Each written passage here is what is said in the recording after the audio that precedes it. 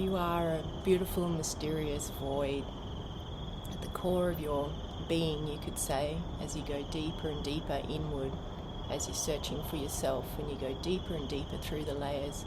What you find is eventually you reach this voidness, this emptiness. It's your formless nature. And so this is just who you are. It's not a place that you go to. It's just that you've gone so deep inward that you've reached you could say, the core of it.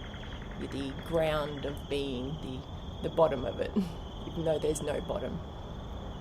And so when you go through an awakening, and you've been seeking for a long time, doing a meditation practice for a long time, eventually you're going to start having void experiences. And this is actually a really good sign. It shows progress on the awakening journey.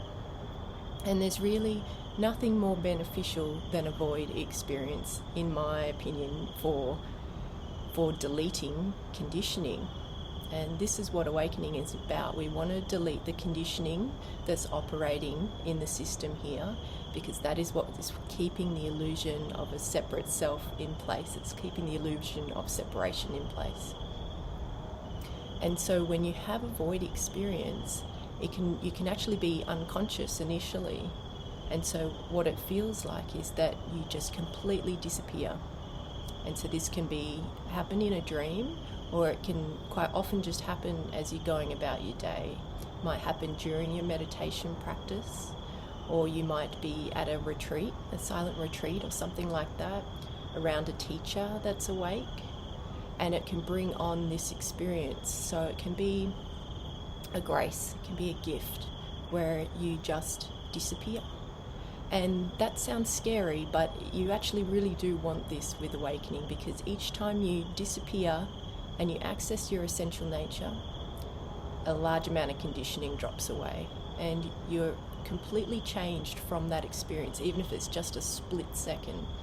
So void experiences are what are the real game changers with awakening, and you'll start to see the results in how much void experiences let go of conditioning, let go of those beliefs and all those ideas, and so you will start to actually want them, even though they can be scary.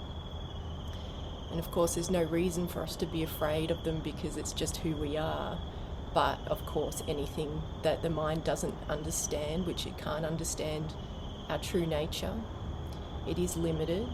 It will create ideas too and bring up fear, because it feels like it's dying, or that it's going to not exist. And so you just have to really ignore the thoughts that the mind is creating, because the mind can't understand our fundamental nature. And instead just work with, if you're coming close to what feels like you could be reaching on this, what feels like a barrier of accessing the void, who we are at our essence, you'll know, because you'll actually be able to feel the expansiveness of it, and you'll have fear arise when you're sort of on that barrier. And my tips for you are what they normally are when you're dealing with fear, and our automatic response is usually to pull away, and so you've got to work with that instinct, and over time start to do the opposite. So although our instinct is, that's scary, contract.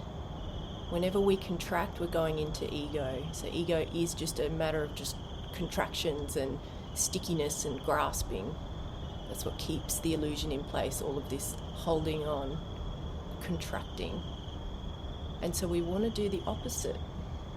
When we're feeling that fear, just bit by bit, as you're coming up against the voidness, you just want to breathe, give yourself a pep talk. I'm okay. This is just who I am. It's just a new experience. It's just new, that's all. That's why it's scary. Breathe and open. Feel your energy open, relax.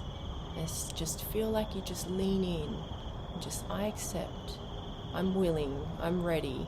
And each time you come up against it, you'll notice that you're less likely to contract automatically, and you'll be able to go deeper and deeper, closer to it, until eventually you do just have a void experience.